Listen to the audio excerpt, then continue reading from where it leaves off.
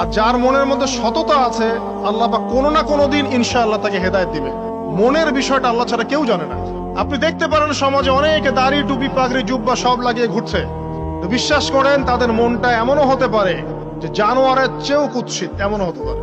আবার আপনি দেখবেন সমাজে এমন অনেক মানুষ ঘুরছে যারা হয়তো অনেক পাপে লিপ্ত মনে হচ্ছে, মনের মধ্যে সততা আছে। এমন অনেক মানুষকে আমরা দেখেছি যে ড্রাগ অ্যাডিক্টেড ছিল, মিউজিক করেছে, হারাম সম্পর্কের মধ্যে ছিল, নামাজ ঠিক মতো পড়ে নাই, কিন্তু যখনই আল্লাহর কথা আলোচনা হতো দেখতাম সে খুবই শান্তভাবে মন থেকে কথা শুনছে। কথা শুনতে শুনতে শুনতে একদিন মাশাআল্লাহ এখন দেখবেন যে চিল্লা দিয়ে বেড়াচ্ছে বিভিন্ন মসজিদে। অচত নামাজ পড়েই ভেবে বসবেন না যে অনেক কিছু করে ফেলছে। এক চিল্লা দিয়ে মনে করে ফেলবেন না যে দিনের জন্য অনেক কিছু করে ফেলছে। একটা হজ করেছেন, ওমরা করেছেন, সিয়াম রেখেছেন, দিনের জন্য দান সদকা করেছেন, একটা মাদ্রাসা মসজিদ করেছেন, ভেবে বসবেন না আপনি সব অনেক কিছু করে ফেলেছেন এবং অন্যরা সব ককরোচ, তেলাপোকা, ওরা জাহান্নামে যাবে এমনটা মনে করবেন। জানি না আমরা যে কার আমলের কতটুকু আল্লাহর কাছে কবুল হচ্ছে। এক ব্যক্তি এত পাপ করেছে যে শেষে মৃত্যুর সময় সে সন্তানদেরকে ডাকছে, ডেকে বলছে যে আমি যখন মারা যাব আমার লাশটাকে তোমরা কবর দিও না, যদি আল্লাহ পাক আমাকে ধরতে পারেন তাহলে খবর আছে আমার। কি করতে হবে? সে বলছে যে আমার দেহটাকে তোমরা পুড়িয়ে ফেলবে এবং পুড়িয়ে ফেলার পরে ছাইগুলোকে একত্রিত করবা, করে অর্ধেক ছাই সমুদ্রে ভাসিয়ে দিবা, অর্ধেক ছাই বাতাসে উড়িয়ে দিবা। সন্তানরা তাই করলো। মৃত্যুর পর আল্লাহ পাক এই সমুদ্র এবং জমিনকে বাতাসকে আদেশ করলেন যে তোমরা ছাই জড়ো করে দাও। আর মানুষ আর জিন আল্লাহর কথা না শুনলেও এই প্রকৃতি আল্লাহ পাকের কথা শোনে। বিজ্ঞান বলে প্রকৃতি থেকে সব হচ্ছে। কি প্রকৃতি? প্রকৃতি কি, কাকে বলে? মানুষকে আল্লাহর ইবাদতকে বাদ দিয়ে প্রকৃতি পূজায় নিয়ে গেছে। এই পুরো প্রকৃতি আর মহাবিশ্বে এক আল্লাহর ইবাদত করে। কে সৃষ্টি করলো প্রকৃতি? প্রাকৃতিক ভাবে হয়েছে সবকিছু বলে, আল্লাহ থেকে হয়েছে বলা যাবে না। বললে আপনি মৌলবাদী হয়ে যাবেন। আল্লাহ শব্দ ইউজ করলে আপনি মৌলবাদী হয়ে যাবেন। ধর্মতাত্ত্বিক শব্দগুলোকে আস্তে আস্তে উঠিয়ে দেওয়া হয়েছে। দেখবেন যুক্তি, বিজ্ঞান, দার্শনিক শব্দগুলোকে আনা হয়েছে। এটাও টেকনিক্যালি করা হয়েছে। কোন সেকুলার মিডিয়াতে আপনি দেখবেন না ইনশাআল্লাহ বলছে। ইনশাআল্লাহ প্রমাণ করবে যে আপনি আস্তিক না নাস্তিক। তো প্রকৃতিকে আল্লাহ পাক আদেশ করলেন এই সমুদ্র ছাই জড়ো করো, এই বাতাস ছাই জড়ো করো। তারা ছাই জড়ো করে দিল।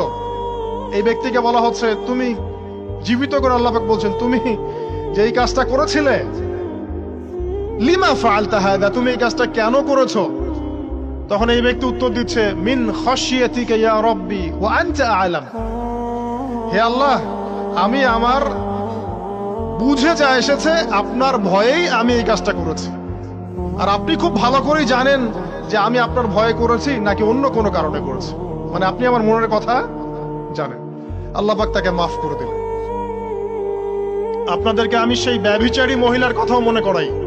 ওই মহিলা, যে ব্যক্তি একজন যৌনকর্মী ছিল বা যেটা আমরা বলি ব্যভিচারিণী মহিলা ছিল, একটা কুকুরকে দেখেছে সে পানি পান করার জন্য তৃষ্ণার্ত, সে এটাতে মায়া করে দয়া করে তার মোজাটাকে নামিয়ে এই কূপ থেকে পানি উঠিয়ে কুকুরকে পান করিয়েছে।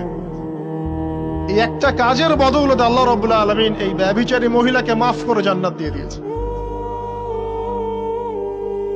হাদিসে এটাও এসেছে, নবী সাল্লাল্লাহু আলাইহি ওয়াসাল্লাম বলেছেন ইরহামু মান ফিল আরদ, তোমরা সবাই জমিনবাসীর প্রতি রহম করো। জমিনে মুসলিমই থাকতে হবে, তাদের প্রতি রহম করতে হবে এমন নয়, জমিনবাসী যারাই আছে সবার প্রতি রহম করো, জাতি, ধর্ম, বর্ণ নির্বিশেষে। এমনকি পশু পাখির প্রতিও দয়া করো। ইরহামু মান ফিল আরদ, জমিনে যারা আছে সবার প্রতি রহম করো। ইয়ারহামুকুম মান ফিস সামা, যিনি আসমানে আছেন তিনি তোমাদের প্রতি রহম করবে ইনশাআল্লাহ। ইসলাম এই কথাগুলো বলেছে 1400 বছর আগে। আজকের এই বিশ্বে, সোকল্ড এই মডার্ন বিশ্বে যেখানে মানুষের রক্তের কোনো দাম নাই, সেখানে ইসলাম পশু পাখির অধিকার নিয়ে কথা বলেছে 1400 বছর আগে। কাদেরকে কি শেখাতে আসেন? কোরআন এবং সুন্নাহর বাইরে অভ্রান্ত সত্যের কোন উৎস আছে? এখানে যা আছে তাই চূড়ান্ত।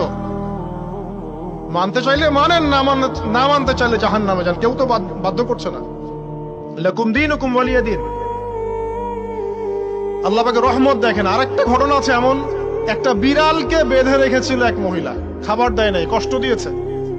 এই একটা বিড়ালকে খাবার না দিয়ে কষ্ট দেওয়ার কারণে এই মহিলাকে আল্লাহ পাক জাহান্নামে পাঠিয়েছে। এরকম কত ঘটনা আছে, এই ঘটনাগুলো হাদিসের পাতায় বর্ণিত আছে। কোরআনে কি বলছে দেখো। কোরআনের আমি কয়েকটা পয়েন্ট আপনাদেরকে খালি বলছি, এটা নিয়ে আমি সকালে ভাবছিলাম। আল্লাহ পাক আদম আলাইহিস সালামকে সৃষ্টি করেছেন আমরা সবাই জানি, কিন্তু আল্লাহ পাক সূরা সাদের মধ্যে বলছেন ইবলিসকে, হে ইবলিস, তোমাকে কিসে বারণ করলো আদমকে সেজদা করতে, যে আদমকে আমি নিজের হাত দিয়ে সৃষ্টি করেছি। আল্লাহ রাব্বুল আলামিন যে আমাদেরকে এত যত্ন করে ভালোবেসে সৃষ্টি করেছেন, এটা কি আল্লাহ পাকের দয়ার নিদর্শন নয়? মহাবিশ্বের অন্য কোন মাখলুক সৃষ্টির ব্যাপারে আল্লাহ পাক বলেন নাই খলাকতু বিয়াদাই, আমি নিজ হাতে তাকে সৃষ্টি করেছি। শুধু সৃষ্টি নয়, সৃষ্টি করার পর আল্লাহ পাক তাকে সমস্ত নাম শিক্ষা দিয়েছেন। এই যে জ্ঞান শিক্ষা দেওয়া, জ্ঞান, এটা আল্লাহ পাকের সবচেয়ে বড় নিদর্শনগুলোর মধ্যে অন্যতম। এবং আল্লাহ পাকের সবচেয়ে বড় দয়া, আমার মত এটা, মানব জাতির উপরে আল্লাহ পাকের সবচেয়ে বড় দয়াটা হচ্ছে কি জানেন? আল্লাহ পাক আমাদেরকে জ্ঞান শিক্ষা দিয়েছেন, ওহী নাজিল করেছেন। এটা সব কিছুর ঊর্ধ্বে।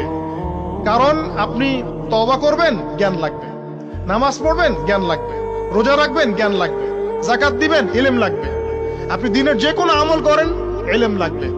জান্নাত জাহান্নামের পথ খুঁজে পেতে হলে ইলম লাগবে। দেশ চালাবেন, ইলম লাগবে। অর্থনীতি চালাবেন, ইলম লাগবে। ইলম ছাড়া কিছু নাই, ইলমের উপরে কিচ্ছু নাই। এই ইলমটা আল্লাহ পাক কাকে শিক্ষা দিয়েছেন? আদম আলাইহিস সালামকে। আমরা তো শিখেছি সমাজবিজ্ঞান বইগুলোতে যে আমাদের পূর্বপুরুষরা নাকি গুহায় থাকতো আর গাছের ছাল পাতা খেয়ে থাকতো, তাই না? লতা পাতা খেয়ে থাকতো, গাছের ছাল পাতা খেয়ে থাকতো, পোশাক পরতো আর কি। বোগাস, ডাহা, মিথ্যা কথা।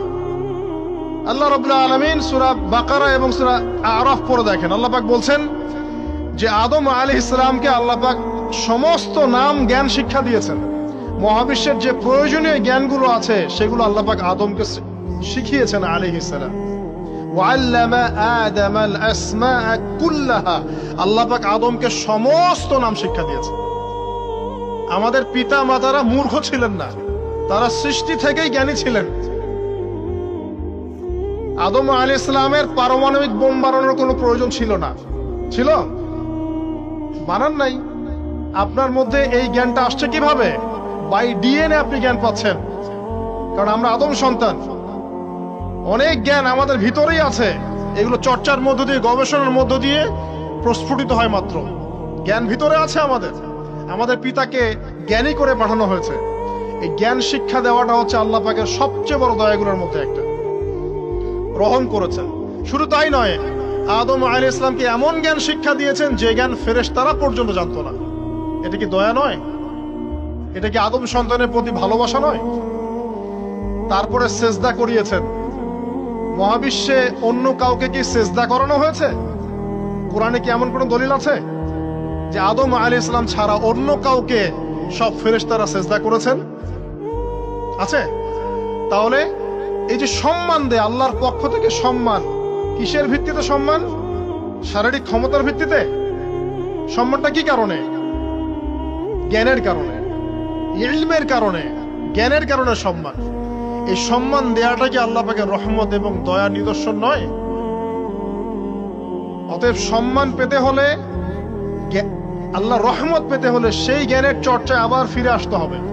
আপনি যদি আজও সেই ওহির জ্ঞানের চর্চা করেন, আল্লাহ পাক এই পৃথিবীবাসীর বুকের মধ্যে আপনার জন্য সম্মান পয়দা করে দিবেন ইনশাআল্লাহ। দেখেন, ওই সেই জ্ঞানী যদি আপনি এখনো চর্চা করেন, আজও আপনি সম্মানিত হবেন ইনশাআল্লাহ। ব্যক্তি চর্চা করলে ব্যক্তি সম্মানিত হবে, একটা পরিবার চর্চা করলে ওই পরিবার সম্মানিত হবে, একটা সমাজ যদি চর্চা করে সেই ওহির জ্ঞান, ওই সমাজ সম্মানিত হবে। একটা দেশে যদি আপনি ওই ওহিভিত্তিক জ্ঞান ছড়িয়ে দেন, পুরো দেশকে আল্লাহ পাক সম্মানিত করবে ইনশাআল্লাহ, পুরো জাতিকে সম্মানিত করবে ইনশাআল্লাহ। আরো সামনে যান, এই যে আদম এবং হাওয়া আলাইহিস সালাম গাছের কাছে চলে গেলেন, ফল খেয়ে ফেললেন, কারণ আমরা আদম সন্তান, ভুল করি। আল্লাহ পাকের সাথে সাথেই বহিষ্কার করে দিয়েছেন না, আল্লাহ পাক তওবা করার জন্য কালিমা শিখিয়ে দিয়েছেন। সুবহানাল্লাহ, তাদের কালিমা জানা ছিল না। আল্লাহ পাক বলছেন ফাতালাক্কা আদম মির রাব্বিহি কালিমাত, আল্লাহ পাকের কাছ থেকে আদম আলাইহিস সালাম কিছু বাক্য শিখে নিলেন, যেই বাক্য দিয়ে ফাতাবা আলাইহি, সে আল্লাহর কাছে তওবা করল। কোন সেই বাক্য? সূরা আরাফে আছে, রব্বানা যালামনা আনফুসানা ওয়া ইল্লাম তাগফির লানা ওয়া তারহামনা লানাকুনান্না মিনাল খাসিরিন। এই দোয়া কে শিখিয়ে দিয়েছে? আল্লাহ। এই তওবার বাক্য যে শিখিয়ে দেয়, এটা কি দয়ার পরিচয় নয়? আমরা আল্লাহর কাছে ফিরে যাব, তওবা করব, ইস্তেগফার করব, এই জ্ঞানটা শিখিয়ে দেয়া কি আল্লাহ পাকের দয়ার পরিচয় নয়? তাহলে আমরা কিভাবে ক্ষমা চাইতাম? কিভাবে ক্ষমা চাইলে আল্লাহ পাক সমস্ত গুনাহ মাফ করবেন, এই পদ্ধতিগুলো বলে দেয়া কি আল্লাহ পাকের দয়ার পরিচয় নয়? তারপর সামনে যান, পৃথিবীতে নামিয়ে দিয়ে আল্লাহ পাক ক্ষান্ত হয়ে যাননি। আল্লাহ রাব্বুল আলামিন আসমান থেকে হেদায়েতের গ্রন্থ পাঠিয়েছেন, বলেছেন এই গ্রন্থের মধ্যে যা আছে মেনে চললে তোমরা আবার জান্নাতে ফিরে আসবে ইনশাআল্লাহ। আল্লাহ পাক আদম এবং হাওয়া আলাইহিস সালাম এবং আদম সন্তান সবাইকেই সৃষ্টি করেছেন, উদ্দেশ্য হচ্ছে আল্লাহ পাক আমাদেরকে জান্নাত দিতে চান। আল্লাহ পাক চান যে আমরা যেন জান্নাতে যাই। যদি আমরা জান্নাতে যেতে না পারি পরকালে, একটা কারণে যেতে পারবো না, অনলি একটা কারণ, সেটা হলো আমাদের নিজের দোষে। একটা কারণ। যারা জাহান্নামে যাবে মানুষ এবং জিনদের মধ্যে, নিঃসন্দেহে মহাবিশ্বে তারা ছাড়া জাহান্নামে যাওয়ার উপযুক্ত কেউ ছিল না। ও জাহান্নামে যাওয়ার উপযুক্ত ছিল বলেই আল্লাহ পাক তাকে জাহান্নামে পাঠাবেন। আর যারাই জান্নাতে যাবে প্রত্যেকেই শুধু আমলের বদৌলতে যাবে না, বরং আল্লাহ পাকের রহমতেই যাবে। কেউই তার আমল দিয়ে জান্নাতে যেতে পারবে না। নবী সাল্লাল্লাহু আলাইহি ওয়াসাল্লাম এমন ভাষ্য বলছেন, ইল্লা আনা, আমিও না, ইল্লা বিরহমাতিল্লাহ, আমিও নয়, তবে আল্লাহ পাকের দয়া আমাকে ঘিরে ধরবে। আল্লাহ পাকের রহমত যাদের উপরে বর্ষিত হবে তারাই জান্নাতে যাবে ইনশাআল্লাহ। কে আমল দিয়ে যেতে পারবে না। যত আমলই করি বলা যাবে না এই আমলের বদৌলতে জান্নাতে যেতে পারবো। আল্লাহ পাক দয়া না করলে হবে না। আল্লাহ পাক চান যে আদম সন্তান যেন জান্নাতেই যায়। এই কারণেই সৃষ্টি করা, এই কারণেই আপনার ওহী ভিত্তিক গ্রন্থগুলো পাঠানো, এই কারণে নবী রাসূল পাঠানো, আলেম ওলামা সৃষ্টি করা, মানুষকে সতর্ক করা, হায়াত দেয়া, বারংবার জীবনে চলতে ফিরতে আপনাকে অ্যালার্ম করা হয়, আল্লাহর পথে ফিরে আসেন, আল্লাহর পথে ফিরে আসেন। অ্যালার্ম করা হয় না? বিপদ দিয়ে আপনাকে অ্যালার্ম করা হয় আল্লাহর পক্ষ থেকে। আপনি চলতে পথে হোঁচট খান, আল্লাহ আপনাকে অ্যালার্ম দেন, ফিরে আসো। চলছেন বিপথে, আল্লাহ পাক অ্যালার্ম দেন, ফিরে আসো। আল্লাহ পাকের পক্ষ থেকে কিন্তু এগুলো আসে।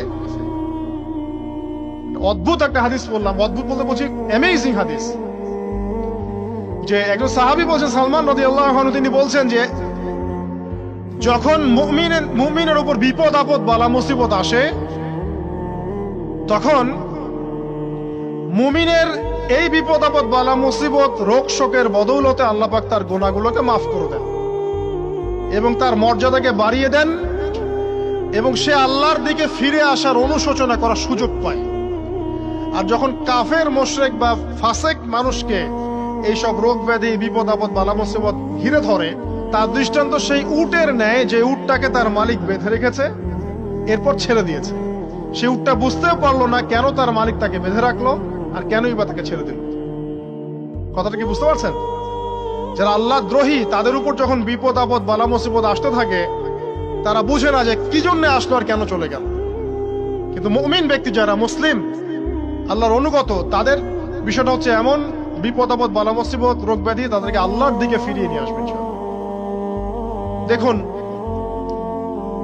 এই যে পৃথিবীতে নামিয়ে দেয়া, এরপর আল্লাহর পক্ষ থেকে ঐশী গ্রন্থগুলো পাঠানো, নবী রাসূল পাঠানো, আলেম ওলামা পাঠানো, আপনাকে হায়াত দেয়া, আপনাকে রিজিক দেয়া, এই শ্বাস নেয়ার ক্ষমতা দেয়া, আপনাকে জ্ঞান বুদ্ধি দেয়া, বিবেক দেয়া। এই যে একটু আগে তেলাওয়াত করলো শুরুর আগে নবী মুসা আলাইহিস সালামের ঘটনা। বনু ইসরাইল একটার পর একটা অবাধ্যতা করেই গেছে, আল্লাহ পাক তারপরেও তাদের কাছে নবী পাঠিয়েছেন, নবী মুসাকে পাঠিয়েছেন। ফেরাউনের মতো জালেম শাসকের হাত থেকে বানু ইসরাইলকে আল্লাহ পাক উদ্ধার করেছেন। এটা কি দয়ার পরিচয় নয়? নবী মুসা আলাইহিস সালাম গাছের নিচে বসে আছেন, খাবার নাই, বাসস্থান নাই, কিচ্ছু নাই, বরং তার গায়ে একটা অপবাদ দেওয়া হয়েছে যে তিনি নাকি একজন মানুষকে খুন করেছেন, অথচ তার ইন্টেনশন সেটা ছিল না। তিনি একটা ঘুষি দিয়েছেন লড়াই থামানোর জন্য, ওই এক ঘুষিতেই সেই ব্যক্তি ডেড। এবার তিনি গাছের নিচে বসে দোয়া করছেন, রব্বি ইন্নী লিমা আনজালতা ইলাইয়া মিন খায়রিল ফাকির। আল্লাহ, আমি নিঃস্ব অসহায় হয়ে এখানে বসে আছি, তুমি আমার উপর তোমার যে রহমত পাঠাবে আমি তার ভিখারি হয়ে বসে আছি। দোয়া করার সাথে সাথেই ওই শুআয়ব আলাইহিস সালামের মেয়ে হেঁটে হেঁটে চলে আসলো।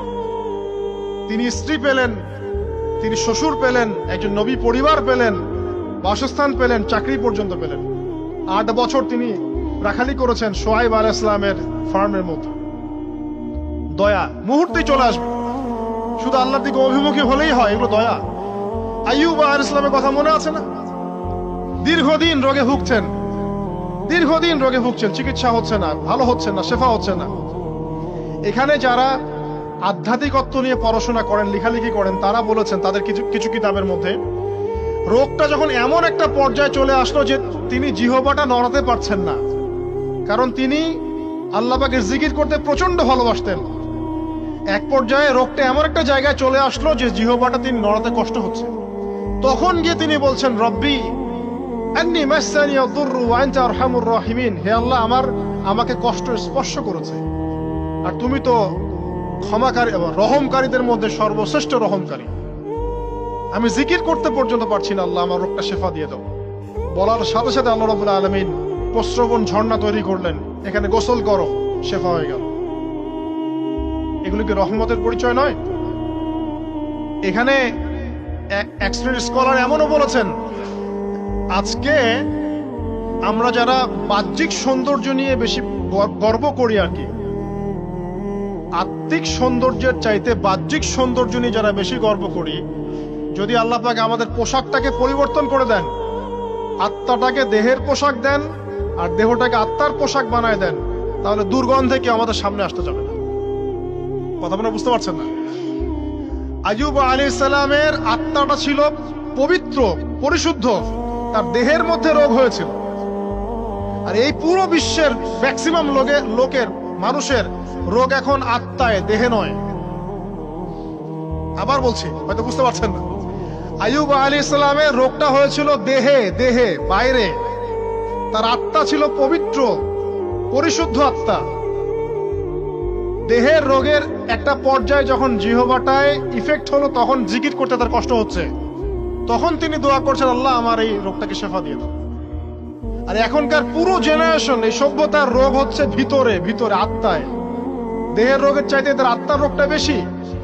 এখন এই আত্মাটাকে যদি দেহ বানিয়ে দেওয়া হয় আর দেহটাকে আত্মার পোশাক পরিয়ে দেওয়া হয়, দুর্গন্ধে কেউ সামনে আসতে চাবে না। তাই আইয়ুব আলাইহিস সালামের সেই দোয়া এখন আমাদের বেশি করা উচিত। রব্বি আন্নী মাসসানি আদ-দুররু ওয়া আনতা আরহামুর রাহিমিন। আল্লাহ, আমাদের আত্মায় রোগ এসেছে, এটাকে তুমি শেফা দাও। দেহের রোগ লেস ইম্পর্টেন্ট, আত্মার রোগটা বেশি ইম্পর্টেন্ট।